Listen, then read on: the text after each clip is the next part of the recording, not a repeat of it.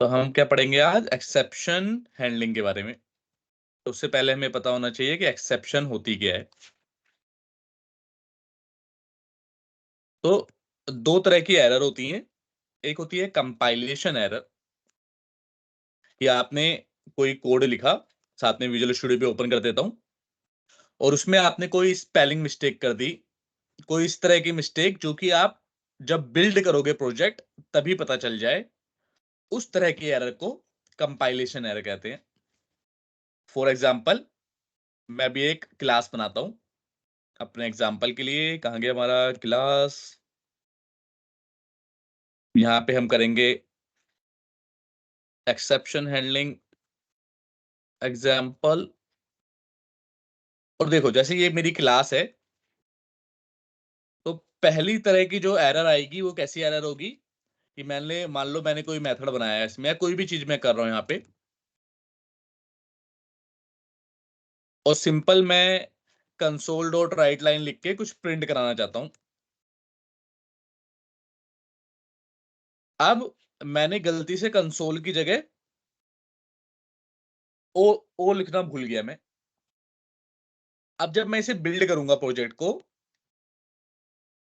तो ये यहीं बिल्ड टाइम पे, बिल्ड करना मतलब कंपाइल करना एक ही बात होती है। बिल्ड टाइम पे बोल देगा कि the name console does not exist in the current context, कि भाई ये कंसोल क्या लिख दिया आपने, ये तो कुछ होता ही नहीं है।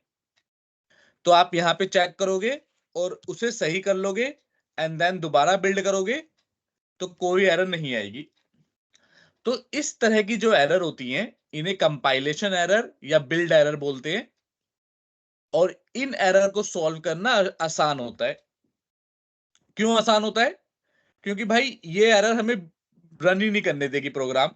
आप जब तक इस एरर को सॉल्व नहीं करोगे, आप अपना प्रोजेक्ट रन ही नहीं कर सकते।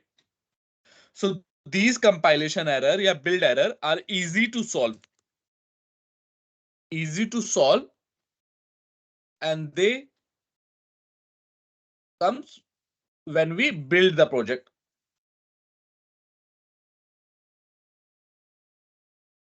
The comes and developer good to know when we build the project. ठीक है, क्योंकि वो प्रोजेक्ट को रन ही नहीं करने देगी। तो ये तो भाई इजी एरर है। पर एक एरर और भी होती है, उसे बोलते हैं रन टाइम एरर या फिर एक्सेप्शन, जिसके बारे में हम बात करेंगे आज। वो एरर क्या होती है? They don't arrive at compile time, but we got compile time, but we face this error at run time due to some bad code. कुछ बैड कोड लिखा होगा, उसकी वजह से रन टाइम पे वो एक्सेप्शन आती हैं। फॉर एग्जाम्पल, इसी कोड को ये लिखता हूं, int I equal to 10, int J equal to 0, int result equal to I divide by J, और कंसोल डॉट राइट रिजल्ट। अब ये यहां पे एक एक्सेप्शन आएगी। वो एक्सेप्शन क्या होगी? Divide by zero exception. क्योंकि जे की वैल्यू 0 है, आई की वैल्यू 10 है, आप 10 को 0 से डिवाइड कर रहे हो। डॉटनेट में इसे एक एक्सेप्शन कहा गया है। डॉटनेट में कहा है कि आप किसी भी चीज को 0 से डिवाइड नहीं कर सकते, इट्स नॉट पॉसिबल। तो इस तरह अभी देखो कोई एरर नहीं आएगी। अगर मैं बिल्ड कर दूंगा तो बिल्ड टाइम पे हमें नहीं पता चलेगा कि ये एरर है या नहीं है। देखो नीचे लिखा आ रहा है बिल्ड सक्सीड। लेकिन अब जैसे ही इसे मैं रन करूंगा, अब इसे रन करने के लिए इसे यूज करना पड़ेगा। चलो इसे यूज करते हैं अपने program dot C S file में।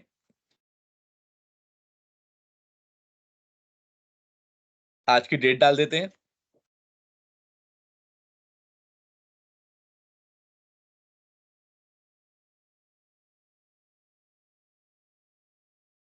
और यूज करने का तरीका आपको पता ही है कि सबसे पहले ऑब्जेक्ट बनाएंगे, और ऑब्जेक्ट करके जो भी ऑब्जेक्ट होगा उसके थ्रू हम उस मेथड को कॉल कर लेंगे। अब देखो, जैसे ही मैं ये रन करूंगा, एरर आ जाएगी। ये देखो एरर आ गई। रन नहीं हुआ, एरर आ गई। क्या कह रहा है? Divide by zero exception, attempted to divide by zero. तो कंपाइल टाइम पे तो हमें पता नहीं चला, पर रन टाइम पे पता चला, जब रन किया उसके बाद। अभी तो आप एक ही फाइल में है, तो आपको 1 मिनट में पता लग गया कि ये एरर है। बट जब आप असली प्रोजेक्ट बनाओगे, आपके पास 150-200 फाइल होंगी या उससे भी ज्यादा। वहां पे आपने कहां कहां गलती की है जो रन टाइम एक्सेप्शन दे दे, वो आपको पता नहीं चलेगा। तो ऐसी एक्सेप्शन जो रन टाइम पे आती है, उनको हैंडल करना मैंडेटरी हो जाता है। कंपाइल टाइम को हैंडल करना इज नॉट मैंडेटरी, क्योंकि कंपाइल टाइम पे आपको दिख जाएगा, आप सॉल्व कर लोगे। पर रन टाइम पे होगी एरर, तो आपको पता ही नहीं चलेगा कि भाई एरर कब आई या फिर कौन से कोड में है। क्योंकि अगर आपको पता होता तो आप सोल्व भी कर लेते, लेकिन आपको पता ही नहीं चलेगा। और कहीं पे भी प्रोजेक्ट में वो एक्सेप्शन हो सकती है। तो इसीलिए उस कोड को जहां पे आपको डाउट है कि एक्सेप्शन आ सकती है, हमें हैंडल करना पड़ता है। और इसी प्रोसेस को एक्सेप्शन हैंडलिंग कहा जाता है। क्या ये बात समझ में आया या नहीं? Yes sir. ठीक है, अब हैंडल करते कैसे हैं? अब यही कोड है, इसे मुझे हैंडल करना है। अब मुझे समझ में आ गया कि मेरे इस कोड में भाई कहीं गड़बड़ हो सकती है। जैसे मुझे डाउट है इस कोड पे कि गड़बड़ हो सकती है, तो डॉट नेट लेके आया एक ट्राई कैच। ट्राई कैच कि आपको जो भी कोड में डाउट है, उसको ट्राई के अंदर लिख दो। कि जो भी कोड में डाउट है उसको ट्राई के अंदर लिख दो। और कैच में जो भी एक्सेप्शन आए उसे कैच कर लोगे आप। और कैच करते ही जो आपको करवाना है, चाहे वो एक्सेप्शन कहीं पे सेव करा लो, चाहे आप यूजर को एक फ्रेंडली मैसेज दिखा दो, ऐसे करके बोल दोगे ना आप। आपको जो करना है उस कैच में कर सकते हो।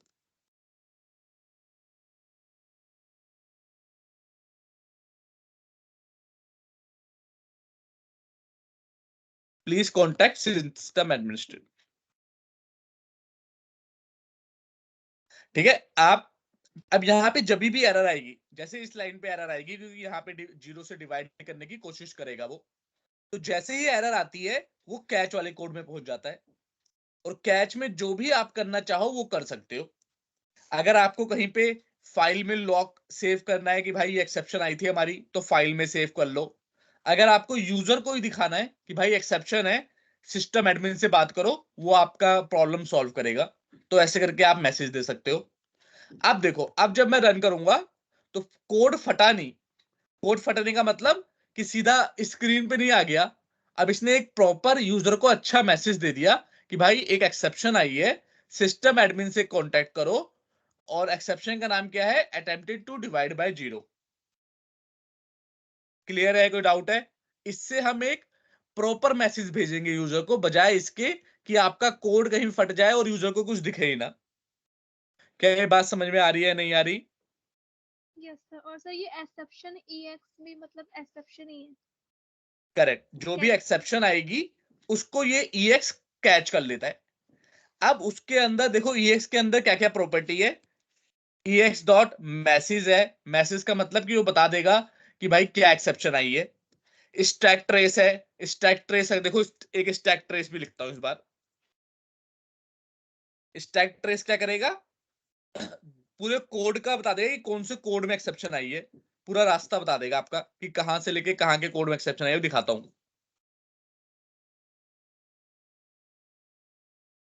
रन करते हैं। देखो, एन एक्सेप्शन अकर्ड आ गई। अब दूसरे बार में क्या गया, पूरा उसने कोड दिखा दिया कि भाई इस मेथड में एक्सेप्शन है, और इस क्लास में लाइन नंबर इस लाइन पे एक्सेप्शन है। तो स्टैक ट्रेस क्या करता है? जिस भी लाइन पे एक्सेप्शन, एग्जैक्टली लाइन वाइन सब बता देता है। मैसेज क्या करता है? उस मैसेज को दिखा देता है। आपको जो इंफॉर्मेशन लेनी हो वो आप ले सकते हो। और यही एक्सेप्शन का ऑब्जेक्ट होता है, जो कैच करता है। जो भी एक्सेप्शन आती है उसे कैच करता है और इंफॉर्मेशन शो करता है। क्या बात समझ में आ रही है, नहीं आ रही? Yes sir. ठीक है, तो पॉइंट्स वाइज लिखते हैं। ठीक है, पहला क्या है? एक्सेप्शन पता लग गया कि whatever error happens at runtime, we call that errors exception. Why it's important to handle it? Because in a large project or even in a small project, we don't know at what time that exception will come, because it does not arrive at compile time. So that's why it is important to handle exception, and this process is called exception handling. अब now points, एक एक points लिखना शुरू करते हैं. In C#.NET, we use try catch to handle the exception. पहला point clear हो गया, ट्राई कैच यूज करते हैं. In try block we put our code which was suppose which we on which we have doubt to throw exception. Third क्या है? In catch block we catch exception and perform relative action. कोई भी action कर सकते हैं, वो आपकी company बताएगी, आपका जो प्रोजेक्ट मैनेजर होगा वो बताएगा कि क्या एक्सेप्शन क्या परफॉर्म करना है. कई बार हम दिखाते हैं, कई बार दिखाते नहीं है. कुछ नहीं दिखाएंगे, देखो मान लो कुछ नहीं दिखाया, इसे कमेंट कर दिया तो कुछ दिखेगा नहीं यूआई पे, ऐसे स्क्रीन दिख जाएगी खाली, पर कम से कम स्क्रीन गायब नहीं होगी. तो आपके ऊपर है कि क्या दिखाना है, वो आपके टीम मेंबर या फिर टीम प्रोजेक्ट मैनेजर बताएंगे, वो आप उस समय हैंडल करोगे जब बताएंगे. पर कैच में हम एक्सेप्शन हैंडल करते हैं और ट्राई में उस कोड को लिखते हैं जिसके ऊपर हमें डाउट है. ये तीन चीज क्लियर है? कोई डाउट है? यस सर, क्लियर है. ठीक है. अब अगला पॉइंट क्या है? देखो F11 किया, जिस भी लाइन पे एक्सेप्शन आएगी, इस लाइन पे देखो एक्सेप्शन आ जाएगी, तो उसके नीचे जो भी कोड लिखा होगा ट्राई के अंदर, उसके नीचे जो भी कोड लिखा होगा वो एग्जीक्यूट नहीं होगा. ये देखो, ये वाली लाइन एग्जीक्यूट नहीं हुई, सीधा कैच पे आ गया. बात समझ में आ रही है? इस लाइन पे एक्सेप्शन आई, नीचे वाली लाइन एग्जीक्यूट नहीं हुई, कि कुछ भी लिखा होता इसके नीचे वो एग्जीक्यूट ना होता, सीधा कैच पे आ जाता. आ गया नहीं आया? Yes sir. ठीक है. तो इसका मतलब क्या समझे हम? सर इसका मतलब ट्राई में जो है कोई भी मतलब वो कैच नहीं करेगा, रन नहीं होगा. हाँ, मतलब जहां पे एक्सेप्शन आएगी उसके ट्राई में नीचे नहीं वाला आएगी. कोड एग्जीक्यूट नहीं होगा, उसके ऊपर वाला होगा. उसके ऊपर वाला तो होगा ही ना, वो तो सही कोड है. लेकिन जैसे हाँ. ही एक्सेप्शन आई, उसके नीचे वाला कोई भी कोड रन नहीं होगा. यहाँ पे मैं कुछ भी लिख दूं, यहाँ पे चाहे कुछ भी लिख दूं, इंट एबीसी इक्वल टू 100, ये सब एग्जीक्यूट ही नहीं होगा. क्यों? क्योंकि एक्सेप्शन के बाद का कोड है ये, सीधा कैच में पहुंच जाता है. तो अगला पॉइंट क्या है? whenever exception occurs in try block, whatever code written after the exception line will not does not execute. भाई एक्सेप्शन के बाद वाला कोड एग्जीक्यूट नहीं होगा. ठीक है, ये हमने करके भी देख लिया. अब लेकिन कई बार क्या होता है यार, कुछ कोड जो होता है ना, भले ही इसमें एरर हो, लेकिन कोई एक पर्टिकुलर चीज है जो हम चाहते हैं कि ये तो एग्जीक्यूट हो ही हो, कि भाई भले एरर आए ना आए, हमें उससे लेना देना नहीं है, लेकिन कोई पर्टिकुलर काम है वो तो मुझे एग्जीक्यूट कराना ही कराना है. तो ऐसे के लिए क्या दिया है? Finally block. फाइनली ब्लॉक क्या है? ट्राई कैच का ही पार्ट है. ऐसा कोड जो आप चाहते हो कि चाहे एक्सेप्शन आए या ना आए, दोनों ही केस में एग्जीक्यूट हो, उसको फाइनली ब्लॉक में लिखना है. फॉर एग्जाम्पल जैसे ये लाइन लिख देता हूं मैं,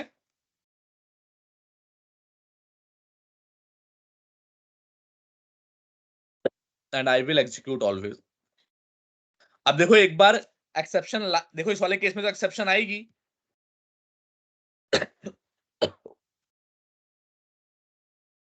आ गई एक्सेप्शन. अब फाइनली फिर भी एग्जीक्यूट हुआ है, देखो I am finally block and I will execute always. अब मान लो आपके कोड में एक्सेप्शन ना आती, मैंने 10 लिख दिया, तो अब डिवाइड बाय 0 वाली एक्सेप्शन नहीं आएगी, तो ये देखो तब कैच वाला ब्लॉक एग्जीक्यूट नहीं होगा, ओनली फाइनली होगा। अगर एक्सेप्शन आती है तभी कैच वाला ब्लॉक एग्जीक्यूट होता है, हमेशा नहीं होता, पर फाइनली चाहे एक्सेप्शन आए चाहे ना आए एग्जीक्यूट होगा। क्या बात समझ में आ रही है, नहीं आ रही? Yes sir. ठीक है, तो पांचवा पॉइंट क्या हो गया? If there is some code that must execute always, no matter if exception occurs or not, we must write that code inside finally block. Clear है? कोई डाउट है ये बात? क्लियर है सर। ठीक है, अब इंटरव्यू में पूछते हैं क्या ट्राई ब्लॉक बिना किसी कैच ब्लॉक के यूज कर सकते हैं, कि खाली ट्राई यूज कर लिया, कैच को इन सबको कमेंट कर दूं, तो क्या ये पॉसिबल है? आपको क्या लगता है, पॉसिबल होगा या नहीं होगा? जब एक्सेप्शन होती है, जब नीड होती है कैच की, तो जब एक्सेप्शन होगी तो कैच की नीड होगी, वरना नहीं होगी। करेक्ट, मतलब आपके लॉजिक से ये लग रहा है, तो अभी मैं इसे कर दूंगा तो देखो नहीं होगा एक्चुअली, लेकिन डॉटनेट ने बनाया, बोला है कि नहीं, अगर कैच ब्लॉक नहीं हुआ तो एग्जीक्यूट नहीं होगा, देखो फेल हो गया। Yes sir. तो डॉटनेट क्या कहता है, या तो कैच हो या फिर फाइनली हो। अगर कैच नहीं भी है, सिर्फ फाइनली ब्लॉक है, तो भी देखो एरर नहीं आएगी, तो भी हमारा कोड चल जाएगा। या फिर कैच हो या फिर फाइनली ना भी हो, लेकिन कैच हो तो भी एक्सेप्शन नहीं आएगी, देखो कोई एक्सेप्शन नहीं आई। तो अगर ये इंटरव्यू का इंपॉर्टेंट क्वेश्चन है, 6 पॉइंट क्या है, इंपॉर्टेंट लिख देता हूं। We can not use try block alone, with try block either catch block or finally block must present in the code. Clear है? दोनों में से एक प्रेजेंट होना जरूरी है। Yes sir. ठीक है, आप देखो कई बार क्या होता है, हमें खुद ही कोड में एक्सेप्शन फेंकनी होती है, खुद ही हमें कोड में एक्सेप्शन फेंकनी होती है कि जानबूझ के हम एक्सेप्शन थ्रो करें, उसके लिए थ्रो कीवर्ड है। फॉर एग्जांपल इस मेथड में मैं एक पैरामीटर ले रहा हूं, अब मैं क्या कह रहा हूं, यहां पे देखो, इफ var1 जो भी पैरामीटर है उसकी वैल्यू 10 से कम दी है, तो एक एक्सेप्शन फेंकूंगा मैं। कौन सी एक्सेप्शन? अभी के लिए से, तो उसके लिए यूज करते हैं कीवर्ड थ्रो, कि मैं जबरदस्ती एक्सेप्शन फेंकवा रहा हूं। थ्रो न्यू एक्सेप्शन, बहुत डिफरेंट तरह की एक्सेप्शन होती है। जैसे उस बार क्या थी, डिवाइड बाय 0 थी, अब मैं एक एक्सेप्शन फेंक रहा हूं, आर्गुमेंट एक्सेप्शन, कि भाई आर्गुमेंट सही नहीं दिया।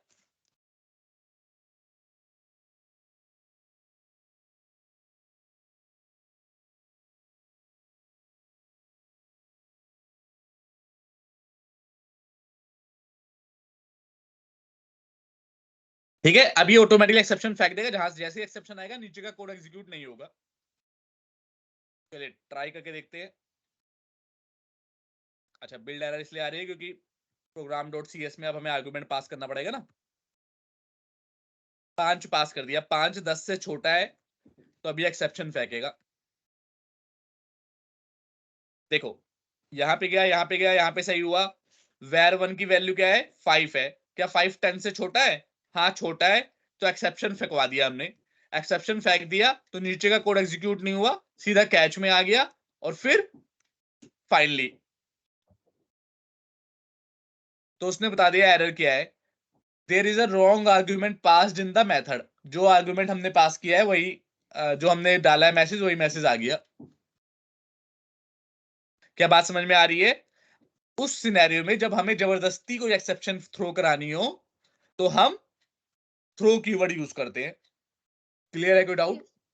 यस सर, क्लियर है। जैसे आप सर चाहते हो कि भाई मेरे मेथड में जो भी वेरिएबल पास हो ना वो नल नहीं होना चाहिए, तो आप नल वाला नल चेक कर लोगे कि भाई वैल्यू नल तो नहीं है। अगर नल है तो पहले थ्रो कर दोगे। हाँ जी, पूछो आप कोई क्वेश्चन। 5 कैसे आई यहाँ पर? ये तो पैरामीटर है ना, हमने पास, ये तो पैरामीटर में वैल्यू जैसे पास करते हैं ना, यहां से पास करते हैं। मेथड याद है ना, मेथड कैसे कॉल करते थे? यस सर, आगे याद। हाँ, तो यहां से पास करते हैं, तो यहां से वैल्यू पास की और वो 5 आ गया। ठीक है, अब ये बात भी समझ गए आप। ये भी पॉइंट लिख लेते हैं, खूब सारे पॉइंट है इसमें, ये अच्छे से प्रैक्टिस करनी है आपको, इंपॉर्टेंट है। To throw any exception in the code we must use keyword throw. ठीक है, थ्रो से हो जाएगा। अब ये यहां तक समझ में आया? कोई डाउट है? सर क्लियर है। ठीक है, अब नेक्स्ट चीज क्या है कि जरूरी नहीं है कि एक ही कैच हो। जैसे यहां पे देखो आर्ग्यूमेंट एक्सेप्शन है, यहां पे जब 0 होता है तो डिवाइड बाय 0 एक्सेप्शन आती है। मतलब they are different kind of exceptions. जो ये वाली एक्सेप्शन होती है वो सबका पेरेंट होती है, सबका पेरेंट। तो इसीलिए ये वाली एक्सेप्शन तो सारी एक्सेप्शन को कैच कर लेती है। ये वाली एक्सेप्शन सारी एक्सेप्शन को कैच कर लेती है क्योंकि ये सबका पेरेंट है। लेकिन अगर हम चाहें तो एक और कैच लगा सकते हैं और उसमें स्पेसिफिक कैच करवा सकते हैं कि भाई ओनली आर्ग्यूमेंट एक्सेप्शन आए तो ये वाला कोड चलेगा, और उसके अलावा कोई दूसरी एक्सेप्शन आएगी तो ये वाला कोड कैच एग्जीक्यूट होगा। कि मान लो अगर आर्ग्यूमेंट एक्सेप्शन आए तो मैं उसे बताना चाहता हूं please send correct argument in the method parameter. ठीक है, और अगर इसके अलावा, जैसे मुझे इसके बारे में तो पता है कि आर्गुमेंट एक्सेप्शन तो मैं खुद ही फेंक रहा हूं, तो तब तो ये आर्गुमेंट वाला आ जाए, उसके अलावा कोई एक्सेप्शन आए तो एक्सेप्शन कैच कर ले। कहने का मतलब ये है कि डिफरेंट तरह की एक्सेप्शन होती हैं, लेकिन जो एक्सेप्शन है वो सबका पेरेंट है। तो अगर आपको कोई स्पेसिफिक एक्सेप्शन कैच करानी है तो उसको ऊपर रख लो, और बाकी के अलावा जितनी बची एक्सेप्शन उसे लास्ट में रख लो। क्लियर है? कोई डाउट? क्लियर है सर। अब इसे चला के देखते हैं पहले। अब देखो होगा क्या। अभी तो ये डिवाइड बाय 0 वाली एक्सेप्शन नहीं आएगी, क्योंकि वो, अच्छा आ जाएगी क्योंकि हमने 0 लिखा हुआ है। तो डिवाइड बाय 0 एक्सेप्शन आएगी तो ये वाला कैच कॉल नहीं होगा, क्योंकि ये तो आर्गुमेंट एक्सेप्शन को कैच करता है बस। नीचे वाला ही कॉल होगा, देखना। देखो नीचे वाला कॉल हुआ, ये कॉल हुआ, और जैसे चल रहा था वैसे ही चलेगा, कोई दिक्कत परेशानी नहीं आई। अब अगर मान लो यहां पे ऊपर एरर ना आती, यहां पे मैं 10 लिख दूं और डिवाइड बाय 0 एक्सेप्शन ना आए, कोई स्पेसिफिक एक्सेप्शन आए, ठीक है, डिवाइड बाय 0 वाली एक्सेप्शन नहीं आई, हमारी आर्गुमेंट वाली आई, तो आर्गुमेंट वाले को हमने ऊपर ही कैच कर रखा है, तो ऊपर वाला कोड एग्जीक्यूट हुआ, नीचे वाला नहीं होगा। मतलब एक बार में एक ही कैच एग्जीक्यूट होता है, सारे कैच नहीं चलते, लेकिन हम मल्टीपल कैच लगा सकते हैं। क्या ये बात समझ में आ रही है, नहीं आ रही? यस सर, और सर फाइनली वाला कोड ऑलवेज एग्जीक्यूट होगा। फाइनली वाला हमेशा होगा। आप मल्टीपल कैच लगा सकते हो, पर स्पेसिफिक कैच जो होगा उसे ऊपर लगाना है। अब मान लो ये वाला ऊपर लगा देता मैं गलती से, तो क्योंकि ये सबका पेरेंट है, ये सबका पेरेंट है भाई, तो ये इसका भी तो पेरेंट हुआ। अगर ये सबका पेरेंट है तो ये इसका भी पेरेंट हुआ, तो ये यहीं पे कैच कर लेगा, और यहीं पे कैच कर लेगा, तो इसको, इस वाले कोड कभी एग्जीक्यूट ही नहीं होगा। तो आपको, और देखो एरर दे रहा है इसीलिए कि the exception that is thrown when one of the argument provided to a method is not valid, कि भाई ये वैलिड नहीं है। क्यों नहीं है? क्योंकि आपने ऊपर जेनरिक एक्सेप्शन रख दी, तो ये तो सबको यही खुद ही कैच कर लेगा, यहां पे आने ही नहीं देगा। तो आपको हमेशा स्पेसिफिक वाली एक्सेप्शन को ऊपर रखना है और जो जेनरिक एक्सेप्शन है उसे नीचे रखना है, वरना एरर आएगी। इंटरव्यू में पूछेंगे कि इसे ऊपर रख दें, तो आप बोलोगे नहीं भाई एरर आएगी। बोलेगा क्यों? बोलोगे क्योंकि वो तो सबका पेरेंट है ना, तो कोई सी भी एरर एक्सेप्शन आ जाएगी वो तो पहले ही कैच कर लेगा। तो इसीलिए स्पेसिफिक अगर कोई एक्सेप्शन कैच करानी है उसे ऊपर रखना है, उसके लास्ट में एक्सेप्शन को रखना है कि भाई जो हमें पता ही नहीं वैसी आ जाए तो नीचे वाला कोड चले। क्लियर है? कोई डाउट? क्लियर है सर। तो क्या बोला मैंने? We can have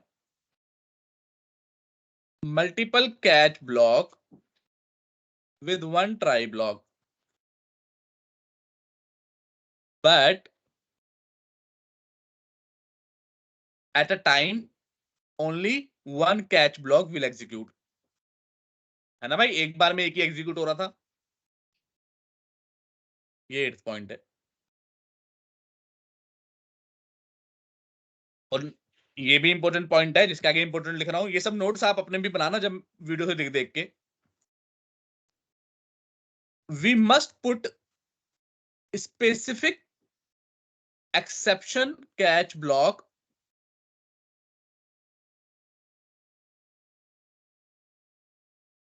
above the generic exception catch block, because exception is a parent of every other type of exception, like divide by zero exception or argument exception.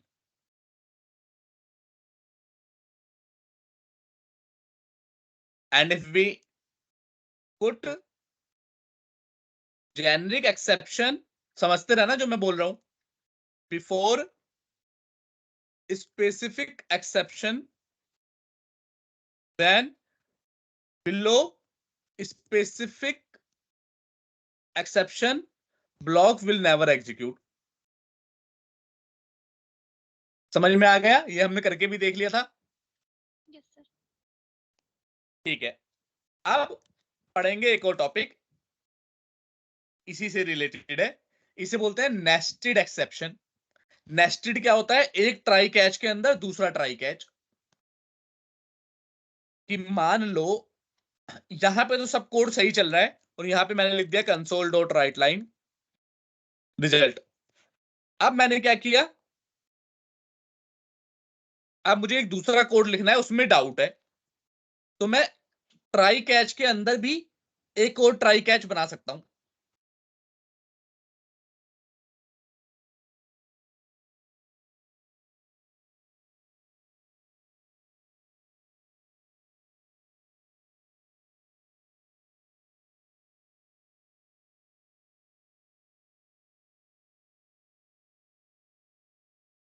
ठीक है, result क्योंकि already लिखा हुआ है तो यहां पे रिजल्ट 2 कर देते हैं इसे। ठीक है, अब इस ट्राई के अंदर तो मुझे पता था कि भाई सही कोड है मेरा, दिक्कत नहीं आएगी। लेकिन इसके अंदर कोई स्पेसिफिक कोड है जहां पे दिक्कत आ सकती है, तो मैं एक ट्राई कैच के अंदर दूसरा ट्राई कैच भी लिख सकता हूं। इस ट्राई कैच को, अंदर वाले ट्राई कैच को नेस्टेड ट्राई कैच कहते हैं। बात समझ में आ रही है नहीं आ रही? Yes sir. और बिहेवियर सेम रहेगा, बिहेवियर कोई चेंज नहीं होगा, भी दिखाता हूं।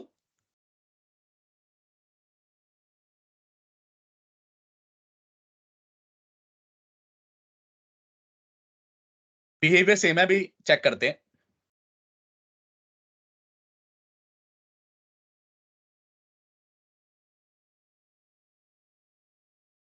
F11 क्या है देखना, ध्यान से देखना इस कोड को डिबग करते हुए।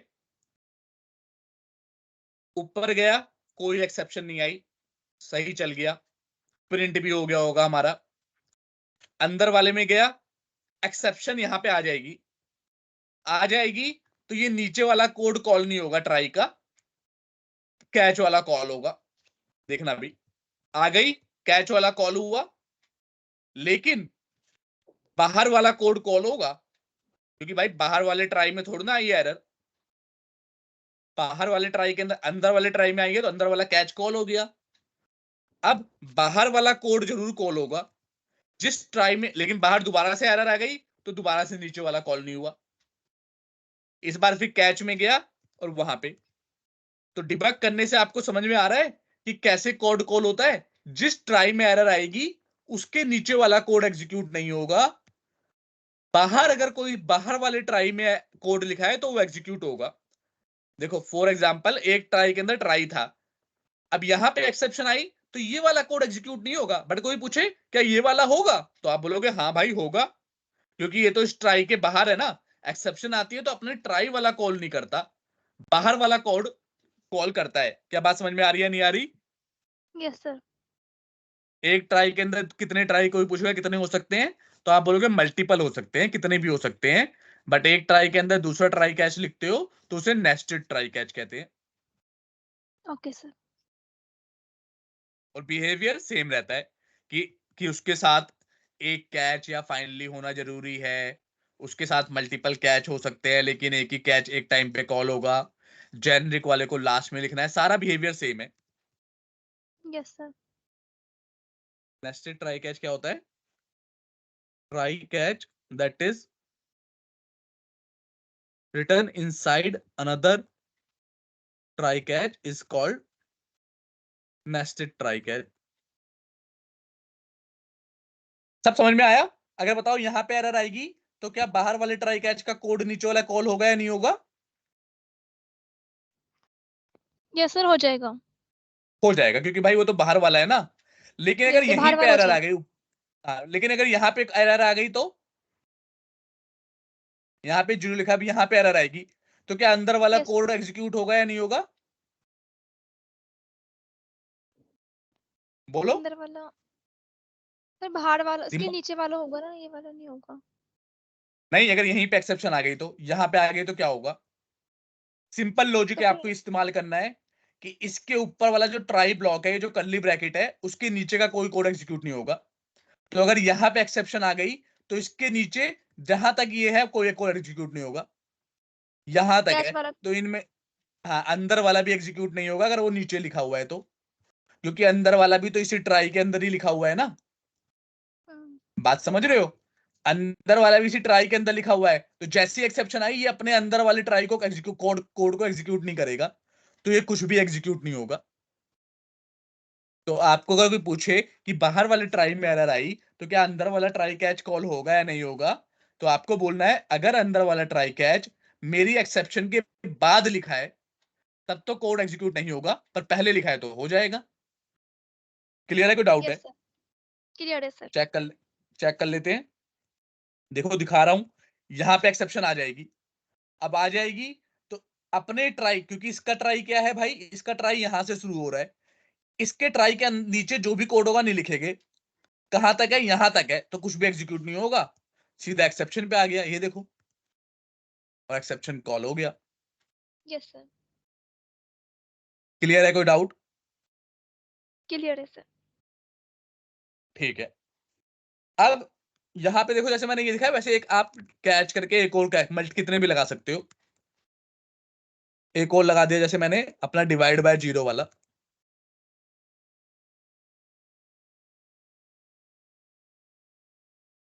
इसे कॉपी कर लेता हूं।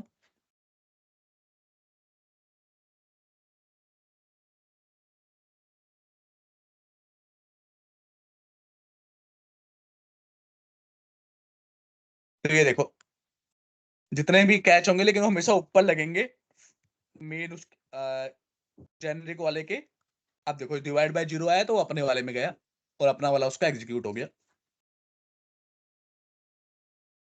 क्लियर है? कोई डाउट है? क्लियर है सर। बस इतना ही ट्राई कैच है, इसे ही एक्सेप्शन हैंडलिंग कहते हैं, और ये one of the important topic है इंटरव्यू का।